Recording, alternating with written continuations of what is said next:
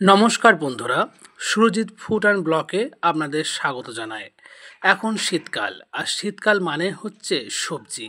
তাই সবজিতে চটজলদি বানিয়ে ফেলুন গরম গরম খিচুড়ি। তাহলে আর দেরি কেন, চলুন শুরু করি। সর্বপ্রথম কড়াই গরম করে কড়াইয়ে সর্ষের তেল নিয়ে নিয়েছি। সর্ষে তেলটা গরম হয়ে এলে সেই সর্ষে তেলের মধ্যে আমরা গোটা গরম মশলা ফোড়ন দেব। গরম মশলা থেকে একটু ভালো স্মেল আসলে আমরা সেই গরম মশলার তেলের মধ্যে গোটা জিরে, শুকনো লঙ্কা, তেজপাতা ফোড়ন দিয়ে আবারও ভালো করে নাড়াচাড়া করে নেব। যখন নাড়াচাড়া প্রায় হয়ে আসবে তখন কেটে রাখা পেঁয়াজ আমরা দিয়ে দেব এবং ভালো করে নাড়ব। সেটা ভাজা ভাজা হয়ে এলে তার উপরে আমরা গাজর কুচি এবং মটরশুঁটি দিয়ে আবারও নাড়তে থাকবো পুনরায়। সেগুলো ভাজা ভাজা হয়ে এলে আমরা ফুলকপি কেটে রেখেছি সেগুলি দিয়ে দেব এবং হালকা করে ভেজে নেব। কিছুক্ষণ ভাজার পর আমরা ওপর থেকে স্বাদ অনুযায়ী লবণ এবং পরিমাণ মতো হলুদ দিয়ে মিশ্রণটিকে আবারও ভালো করে নাড়িয়ে নেব কিছুক্ষণের জন্য। তারপর সমস্ত জিনিস একটু ভাজা ভাজা হয়ে এলে ওপর থেকে আদা এবং রসুনের পেস্ট দিয়ে মশলাটা ফুলকপি গাজরের সঙ্গে মিশে নেব এবং ওপর থেকে ধনে গুঁড়ো এবং জিরে গুঁড়ো দিয়ে মশলাটাকে সুন্দরভাবে কষতে থাকব। কষা হয়ে এলে ওপর থেকে আমরা কাঁচা লঙ্কা দিয়ে একটু নাড়াচাড়া করে নেব।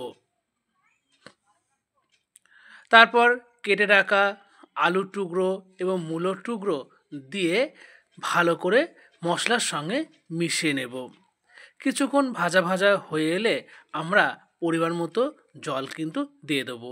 এখানে অবশ্যই আমি গরম জল ব্যবহার করেছি, আপনারা আপনাদের পছন্দ অনুযায়ী জল কিন্তু ব্যবহার করতে পারেন। এবার এটাকে দেবো আমি ফুটতে। এখানে আমি চাল এবং ডাল নিয়েছি। চাল হচ্ছে 400 গ্রাম আর 200 গ্রাম মুসুরির ডাল। আমার যখন মশলা সমেত জল বলক উঠেছে তখন আমরা ভিজে রাখা চাল এবং ডাল আমরা দিয়ে দিয়েছি বলপের মধ্যে এবং সেটা অনবরত নেড়ে ফুটতে দিয়েছি।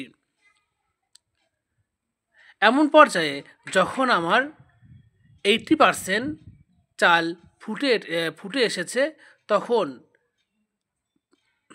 একবার ভালো করে নেড়ে জলের ঘাটতি হচ্ছে দেখে আমরা আরও একটু জল দিয়েছি। জল দেওয়ার কোনো প্রয়োজন নেই, যেহেতু আমি একটুখানি নরম এবং পাতলা খিচুড়ি খাবো তাই একটু জল দিয়েছি। এরকম পর্যায়ে যখন ফুটে আসবে তখন আমরা ওপর থেকে স্বাদ অনুযায়ী চিনি, একটু সবজি মশলা এবং সামান্য পরিমাণ ঘি দিয়ে খিচুড়িটিকে ভালো করে নাড়িয়ে নিলাম বা খিচুড়ির সঙ্গে মিশিয়ে নিলাম। এইভাবে আমাদের তৈরি হয়ে গেল সবজি খিচুড়ি। এবার আমরা পরিবেশন করব সবজি খিচুড়ি। চলুন, যাই হোক আমি থালার উপরে ঢেলে নিয়েছি 3 চামচ মতো। দেখুন কত সুন্দর লাগছে, খেতেও যেমন দেখতেও সেরকম। তাই দেরি না করে আপনারা অবশ্যই বাড়িতে একবার হলেও ট্রাই করবেন। আর হ্যাঁ, আমার ভিডিওটি লাইক, কমেন্ট এবং শেয়ার করতে ভুলবেন না, আর সাবস্ক্রাইব করে পাশে থাকবেন। আমি এখানে ল্যাবড়া দিয়েছি, ল্যাবড়ার সঙ্গে খিচুড়ি কিন্তু জমে চৌচির হয়ে যাবে।